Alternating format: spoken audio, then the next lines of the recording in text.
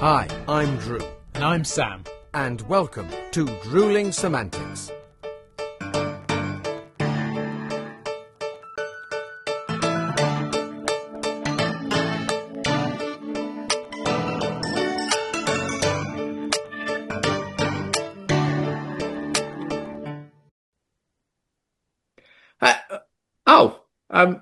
Hello, Drew?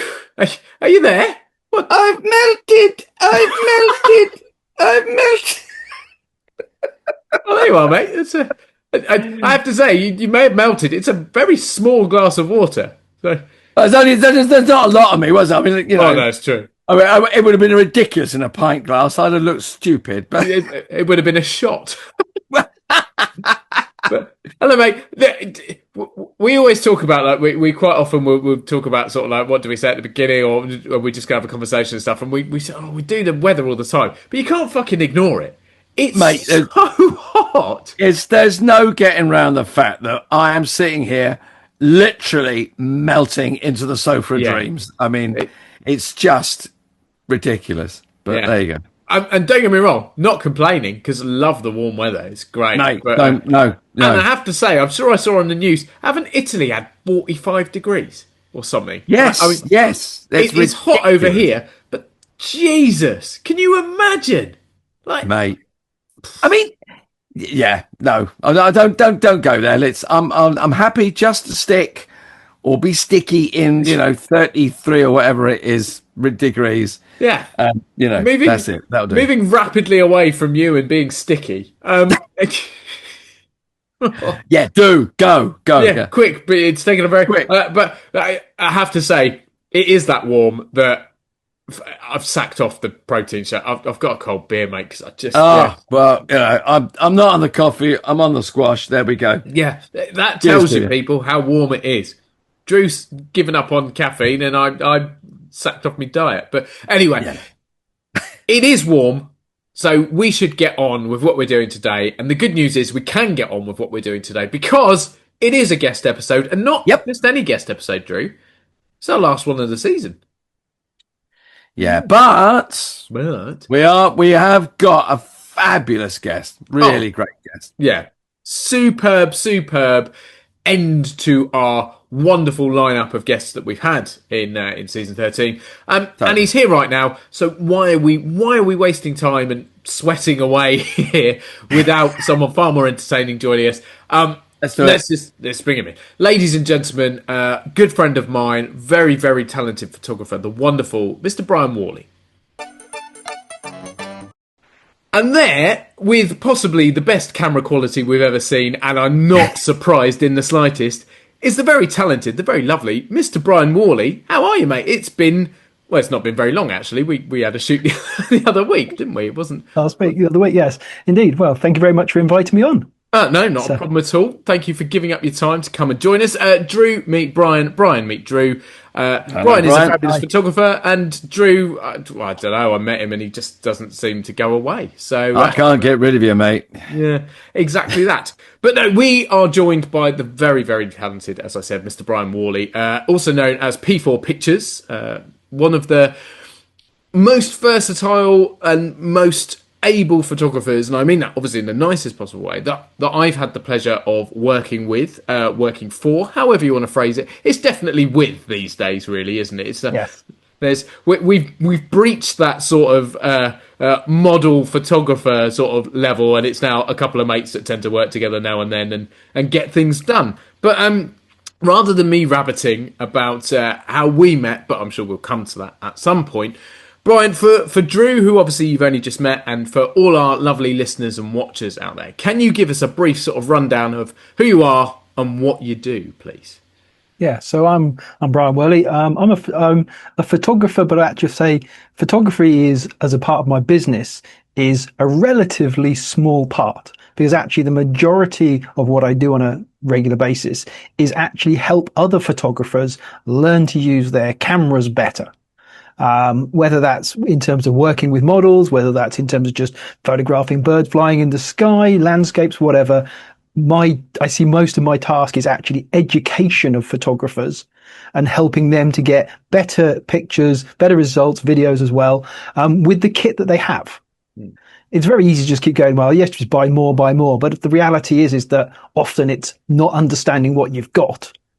And whilst there are certain people out there who certainly will go and simply spend more on the latest one because it's supposedly better before they've understood whether the limitation is behind the camera or the camera itself, when it comes to the current one, we'll deal with those. But at the end of the day, like I said, most of the real work as such is actually teaching photographers.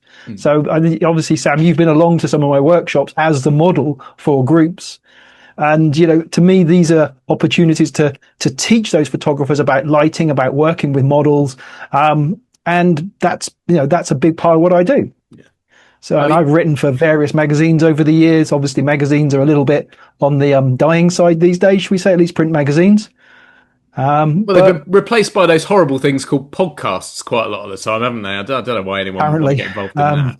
Yeah. But how did you... Sorry, Sam. Drew.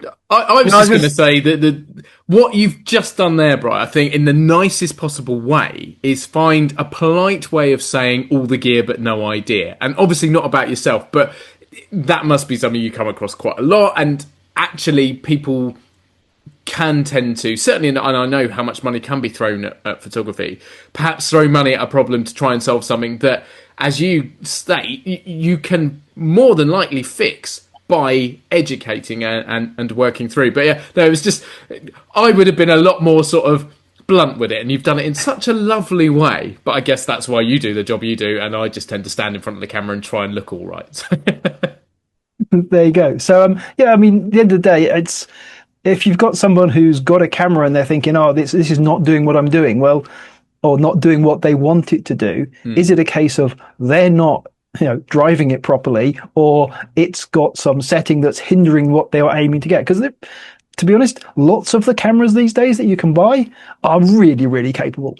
There's very few things you can't do with them if you're prepared to use them appropriately or go and delve a little bit into some of the deeper settings.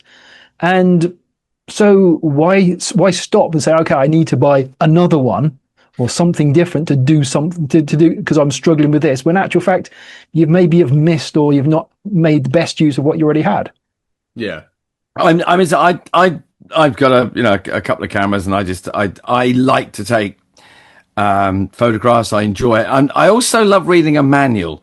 And I've bought I've downloaded the manuals for each camera and gone, right, and I sit and pore over it. And as I get further and further, I'm probably about 3/4 of the way through one, and I'm sort of halfway through the other one for the other. And it's great. You sit there and you go, I never knew that did that. Why am I not doing this? And then throw the manual away and just go, right, now I'm just going to take just take loads of photographs and then see what I've done wrong, got right, and explore it. It's great. I mean, I'm not great. I just love doing it because I just enjoy looking at something. Can I create something? Can I change that? Can I make that? Or just take what I see, and yeah, we've all got great, very sophisticated cameras on our phones, but it's really nice to have a nice bit of kit in your hand. You think, I'm going to play with this and enjoy this. It's a great. How did you get to where you are? What kicked you off? Was it a love of photography? Or was it something you went, did you train, or did you, I mean, it's an amazing art form. And I really think, because we've got so many things on cameras and computers that help us these days, very often people start off with a very basic camera and you have to learn the basics. Maybe that's why people get confused now, because they haven't learnt the basics. Yeah, I think some of that's very true. I mean, I started, let's say, quite a lot of years ago when film cameras still existed. And I shot from the very early days as a kid. And I was kind of amongst my friends at 15 and 16 years old, I was the guy with the camera. Right. And that kind of carried on for a long time into when I left university, and I worked in an engineering company in the time. But I was still, photography was still very much like a hobby or an interest, as you tend to put on CVs in those days. And so I was shooting 150 rolls of film as an amateur photographer in a year. So, I was doing a lot of portraits, model type photography, but also a lot of motorsports photography on film. And that was the joys of being a single guy, I guess, at the time.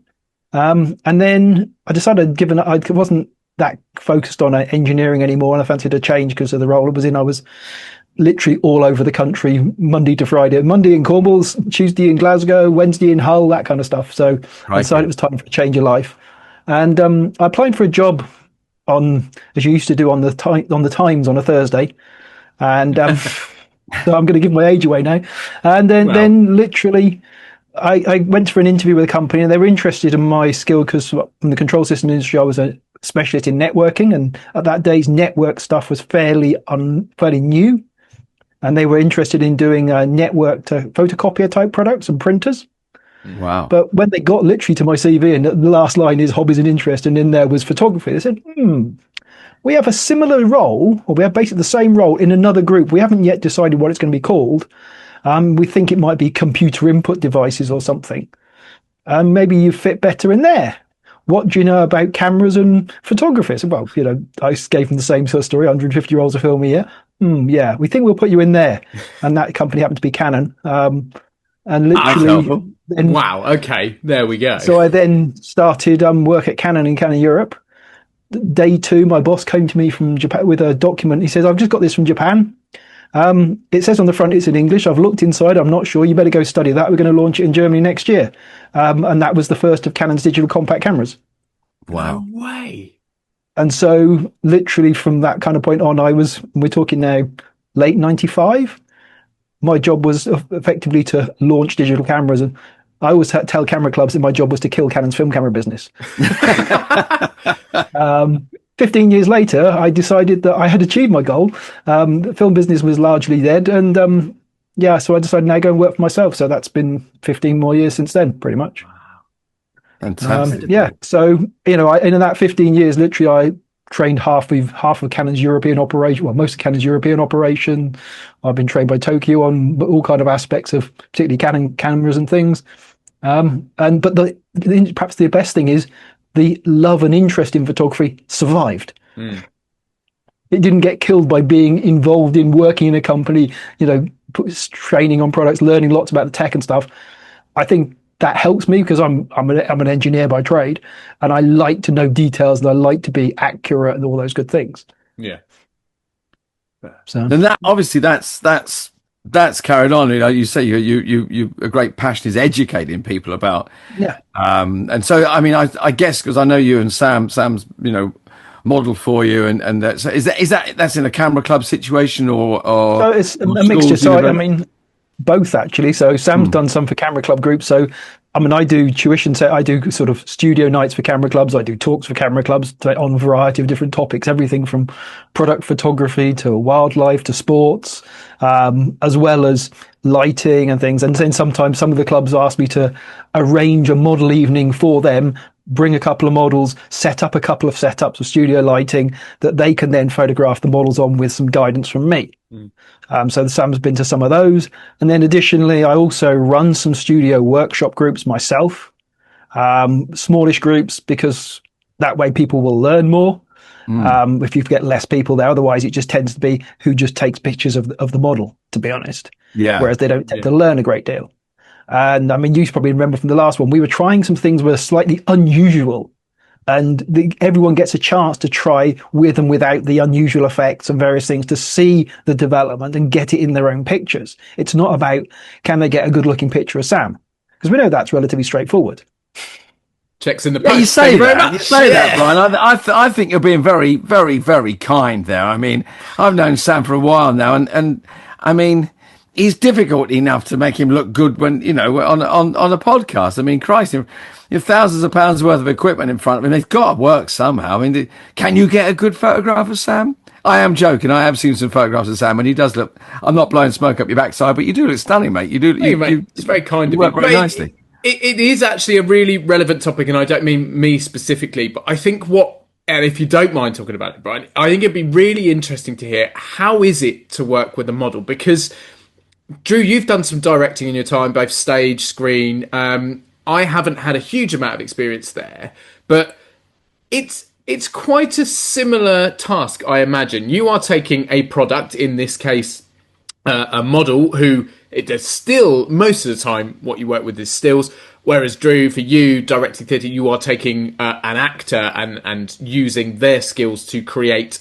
a moving image essentially.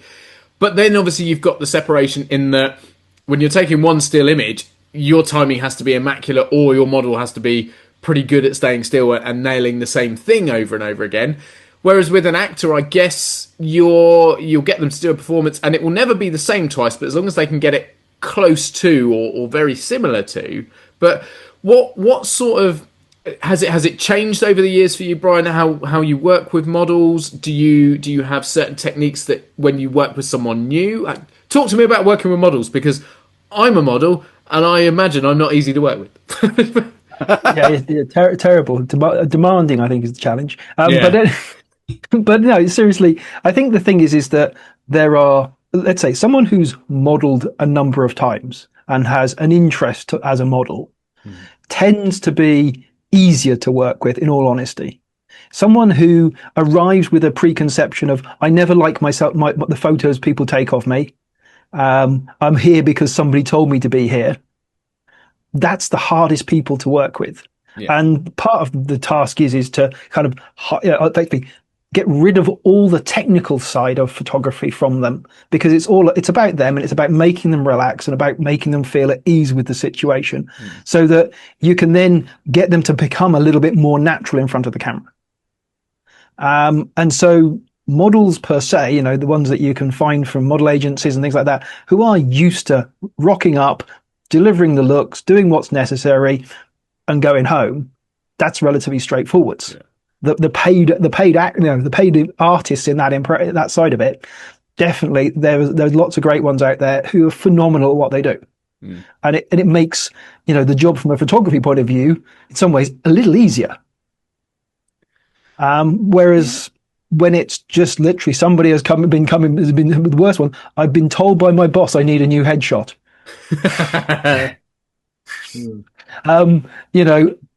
And they want something that's an upgrade from a security pass photo. Yeah.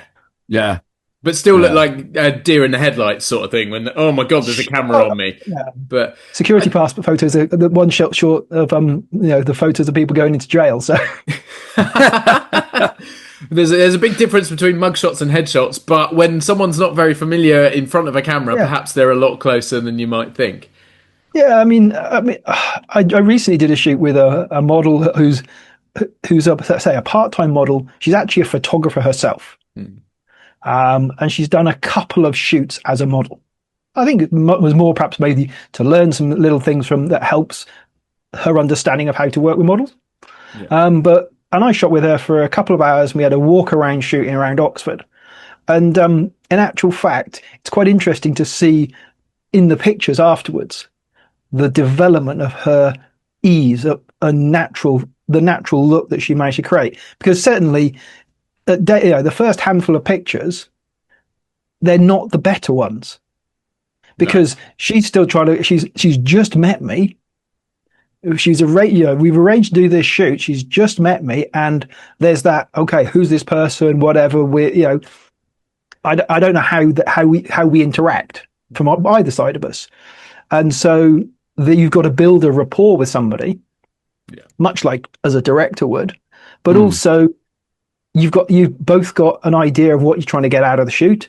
And I think the thing is like everything, communicate. And I'm a great believer, as to my point of view, if I take a picture, it's on the camera, there's no problem for me to share that with my subject, because they're part of that picture as well. And so some models say, oh, can I have a look at what's on the back camera? There you go. I'll give you the camera. Don't drop it. But literally, you scroll through what's on the camera. Because often they might learn, oh, I don't like that. Or I've noticed I'm doing that. I'll have to stop doing that. So actually, in fact, they can pick something up out of the picture that they've seen on the back of a camera. It's nothing about, oh, the edit's odd or it's a bit dark. It's not about that. It's like they go, oh, yeah, I need to do something about that, or I need to think about that a little bit more.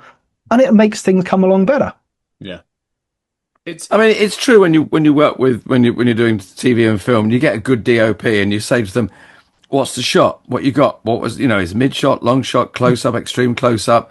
And they'll go, okay, yeah, and I'll say, right, you go, well, can I move? Do you want me to move? I've got a little idea. I might just incline my head, try it. And then they'll go, no, don't do that.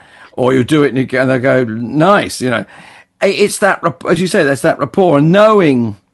I mean, when I'm directing and when we're acting, Sam, we have a script. And I would imagine, very often if you're shooting, you've either got a storyboard or you've got some, this is what we need for this shot. So there's a guideline for yourself and the subject, the model. Yeah, so I think it depends a little bit on the nature of the shoot. So let's say it's if it's a commercial activity, I'm shooting someone for somebody else's project. So, for example, let's say I'm going to shoot some pictures of a model using a computer, apparently in a home situation, because a company wants to put some screenshots of their software onto the screen of that computer, and the model's actually kind of more a placeholder, but they're going to use a big picture of the screen peering over the shoulder of a model goes on their website.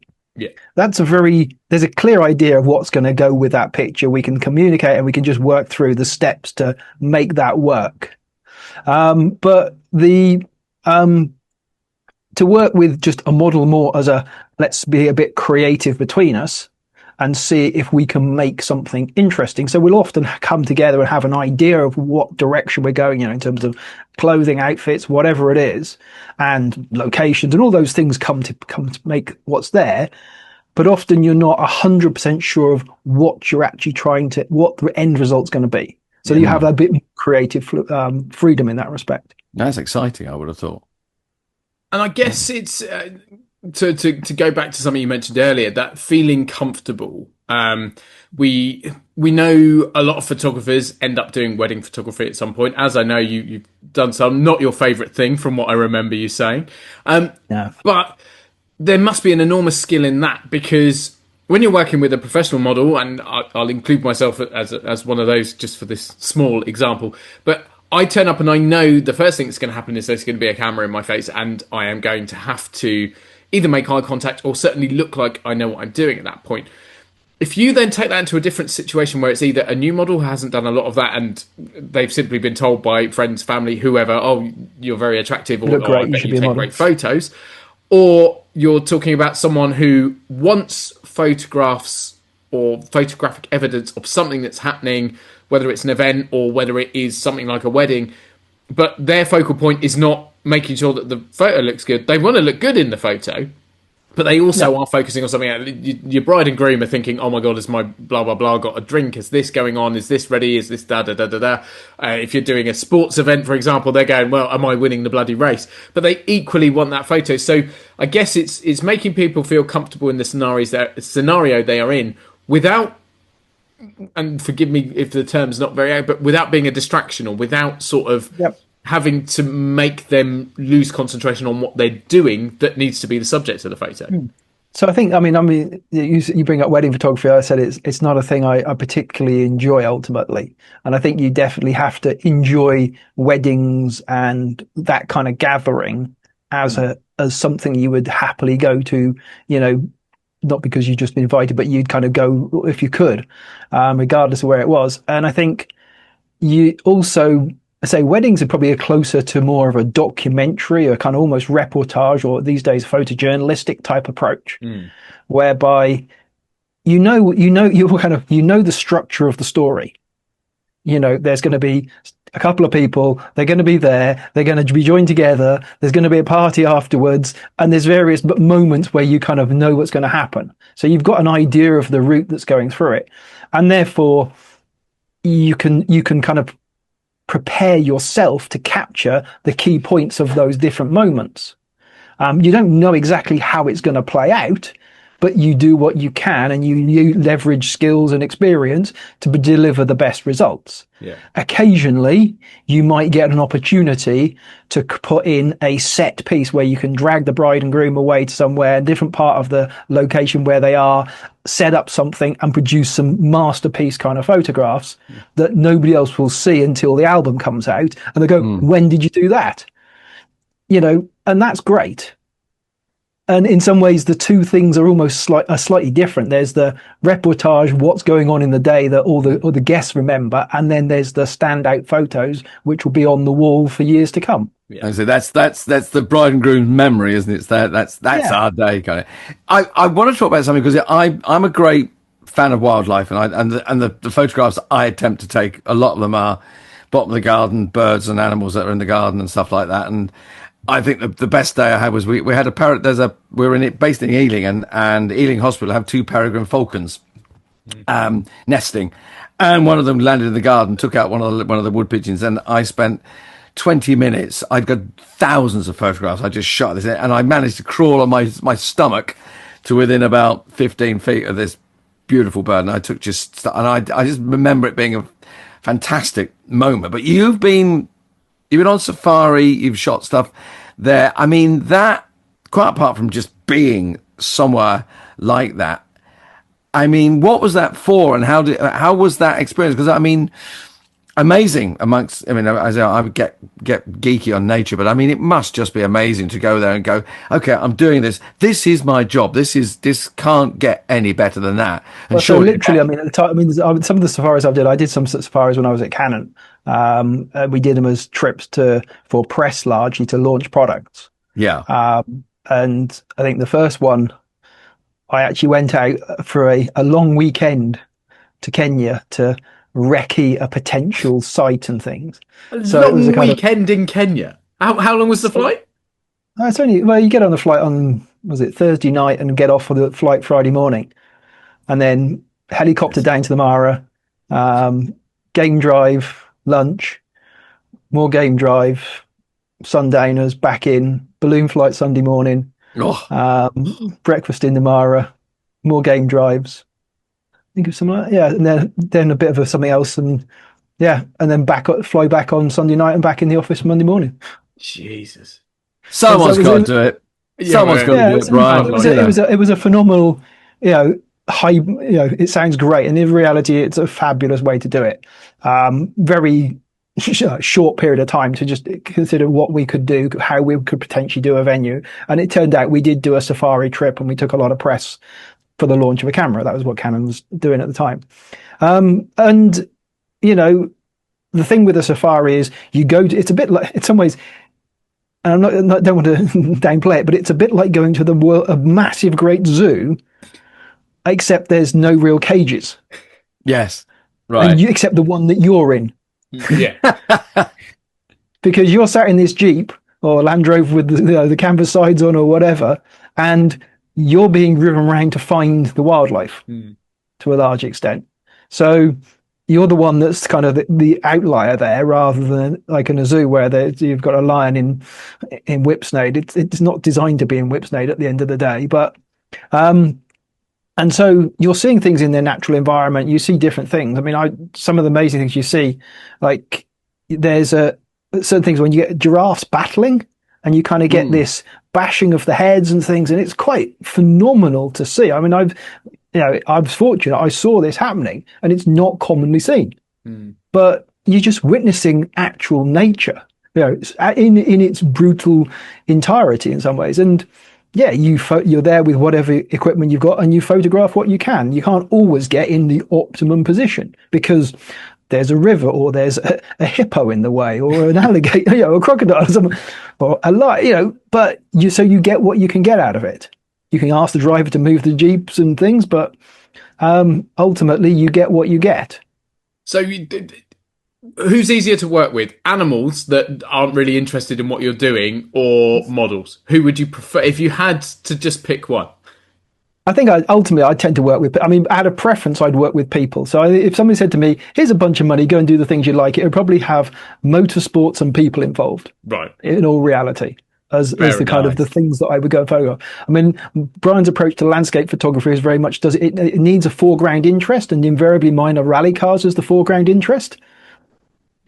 That's a beautiful tree, but look at the Aston in front of it. Yeah. Yeah, Exactly. I mean, what we'll do, Brian, you kindly agreed to send over some of your favourite shots and stuff. And for those of you that are just listening, this may be the one time above all else to pop onto YouTube and just have a look at some of the incredible photos that Brian has taken. I promise you, none of them will feature me, because as amazing as some of the photos Brian has taken of me, they don't match up to some of these incredible animals and some of the other stuff. So we'll put a few of these as we're chatting. So please do go onto YouTube and check that as well. But do you have a particular, and I won't say a favourite photo, because if we were to try and imagine the numbers of photos you've taken over the years, it would be an astronomical number. But do you have a shoot that stands out above all else that sort of had a couple of results that you're kind of like, this is almost once in a lifetime, or this will be forever remembered? I guess there's been a number of shoots where you've come away and thought, wow, that was something special. You know, whatever it was you've done. I mean, sometimes they're ones which are just kind of, they're special because of the nature of where they are or what you're photographing or whatever. Other times it's because of the way the people you've worked with. You know, I'm sure you've experienced that on productions and on of course, you know, in acting, that sometimes you get a cast of people together and it just works, and everyone gets on, and it produces a better result than you could have imagined to start with. And the same thing happens typically on a smaller scale in photography. You know, when I worked for Canon, obviously when video started coming into the SLR cameras, it was always a thing like, what's this thing about? What was the difference between video and stills? And very much video and movies and things is very much a team sport. Whereas I always thought as photography as a kind of one person with a camera and a subject. Yeah. Whatever that subject is. And that tended to be the way of photography. So photographers tend to be a bit more solitary in some respects.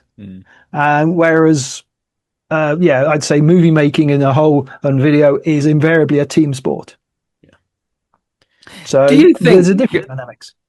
Do you think, because I mean, technology is amazing. You can take a bad photograph now, and you can, you know, with manipulation, you make it, you can turn it into something completely wonderful. Is there still? I mean, I say I love it, and I look at, I read photography books, and I love a good big coffee table book of photographs, and usually wildlife, because that's kind of my bag. But I mean, is there still artistry in photography? Is it been diluted by the technology, or can you use the technology now and create something amazing that, you know, maybe you absolutely couldn't? There's artistry there, and I think perhaps to me, I kind of look, and you look at the you know, the greats of whatever genre of photography you look at. It doesn't matter. They all have some ability beyond the standard expected stuff. You take a football photographer. They go to a match. They've got all the pictures of all the goals being scored, all the people in the right place, because that's what is needed to be delivered. But they've also got these incredible pictures of the stadium and the whole environment that other people have just gone in to get the action pictures. They've got all that because that's what they do, but they've also they have the creativity and the ability to go beyond and show a whole bigger side of the sport than just somebody's tackled somebody. Yeah. And I think that's what means, and the AI can perhaps help you get a lot of the standard pictures, but the AI is not the creative one in terms of moving your backside elsewhere in the frame or in the venue or whatever to get a different viewpoint. Yeah.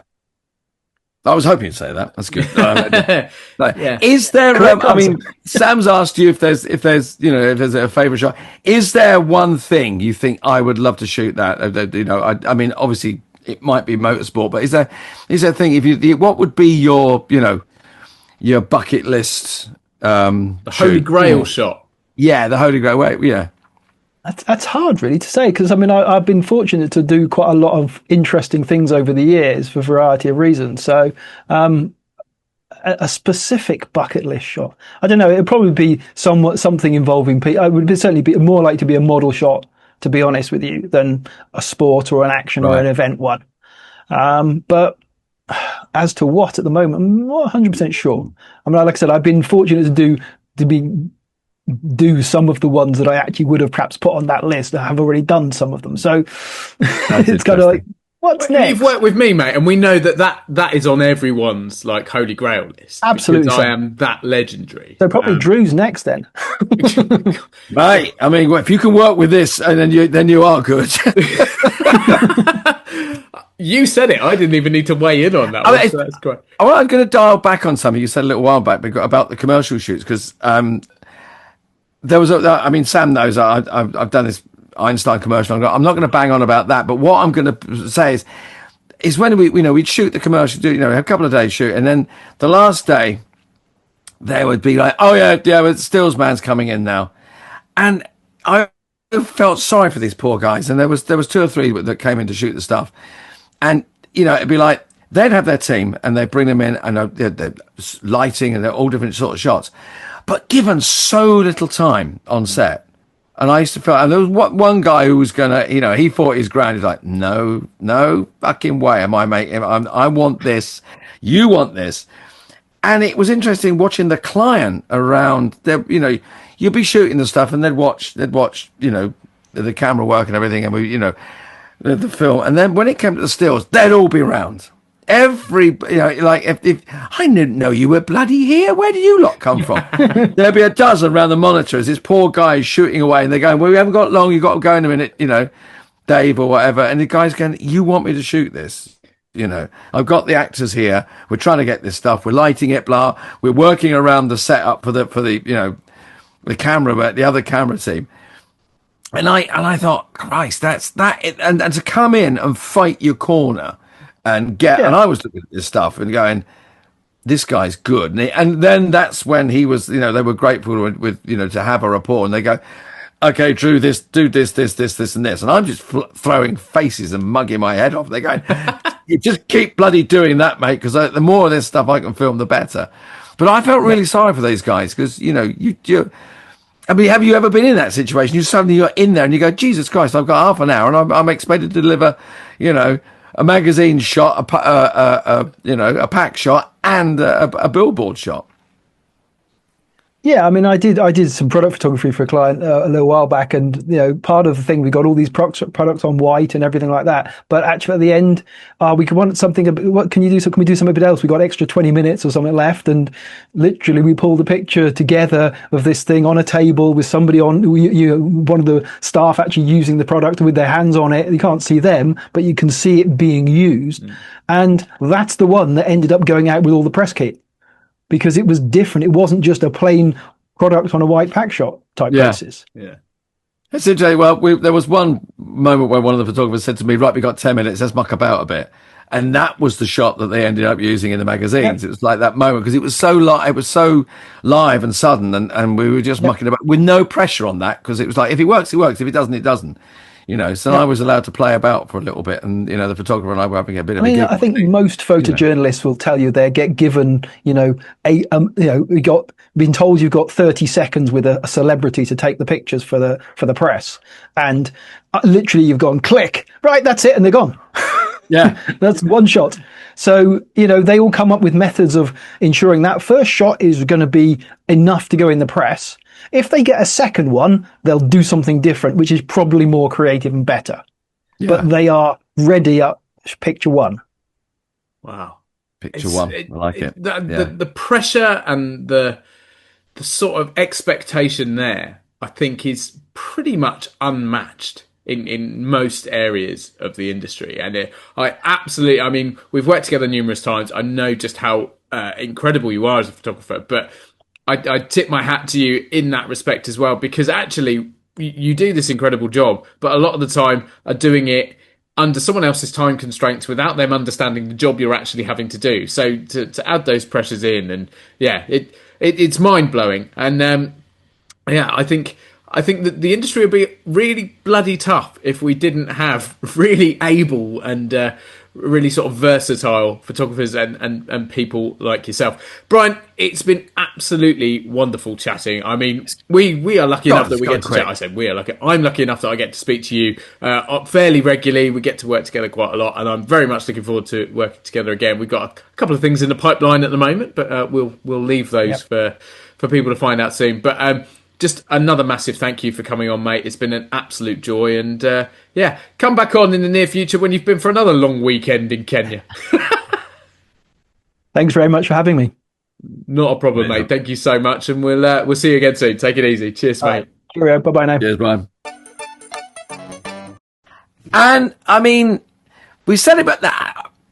I'm a little bit speechless because we had to wind that up quickly because he's so bloody busy and he's probably going to shoot off to, if you pardon the pun, shoot off somewhere to make someone look wonderful. But I wish we'd had longer because it was such a fascinating conversation with someone who is an artist in their own right, working with artists and models, and creating amazing work, and makes it sound all so matter of fact and I flew to Kenya and we did this, blah, blah, blah. And then I flew home and we got the shot. And the simplicity belies the skill that Brian obviously has. That's the thing. It was again, we'll have to get him back to do some more because it's just a very humble man. He's very, very easy to work with. I mean, I know him well, so it doesn't necessarily apply to me, but I know, having spoken to other models he's worked with and seeing him work with other people, he makes you feel at ease really quickly, which I think is massively important. As we were talking about someone feeling comfortable and confident, that they will make a better subject of a photo because they're not worried, they're not stiff, they're not over sort of compensating or overthinking things.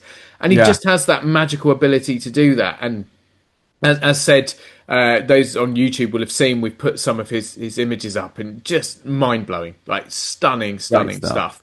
Clearly, he as an ex-engineer, he has that love for gadgetry, but he kind of debunked that. Don't worry about the kit. Have the eye and have the skill. I love the fact that he went, now forget that. You don't need everything. You just need to see the shot, which is refreshing. I'll tell you what, mate, I think Brian was a fabulous way to finish our guest episodes for season 13. That's it. That was our last episode, guest episode, wasn't it, mate? As you rightly said. Sorry, I interrupted you. Yeah, but but we've had a fabulous season of guests. I mean, brilliant, superb. And obviously, we'll do our normal best of guests highlight show in a couple of weeks, so people will be able to go back and watch those, and it may inspire them to watch guest episodes again if you've watched them already, or maybe check out ones you haven't had a chance to yet. But no, Brian, fabulous guest. If you're watching, mate, thank you very, very much for coming on again. Looking forward to working with you again soon. Speaking of working with again soon, what are you doing next week, mate? Fancy doing a Just Us? Well, we could just to round it all off in a lovely, cuddly, tied up, bowed up sort of way. Why don't we do that? I think we can probably manage that. Then we can chuck out a couple of our best ofs just to show all the highlights of the season. And then I think maybe, and forgive me if this is a bit sort of self-absorbed, but maybe a bit of a well-earned break. I think we could probably do with that. I think we could do just to because I memean you can have too much of a good thing. Oh yeah, absolutely. And I think we need to back off, give people time for a breather, and then we'll hit them over the head with season 14, mate. Why not? Exactly. And we've got some great stuff planned for that already. So thank you ever so much, everyone, for joining us today. Thank you for listening. Thank you for watching. Hopefully more of you watching so you can see some of those incredible images that Brian's taken. We'll be back next week, just me and him, but we promise it'll be entertaining. Can't promise it'll be as entertaining as Brian, but we'll certainly do our best. But we'd love to see you there, so do tune on in. But until then, cheers to you, mate. Good luck surviving the heat. We're just about getting there, I think. I think so. All right. Take it easy, everyone. See you later on. Cheers. Bye-bye, everyone. Cheers.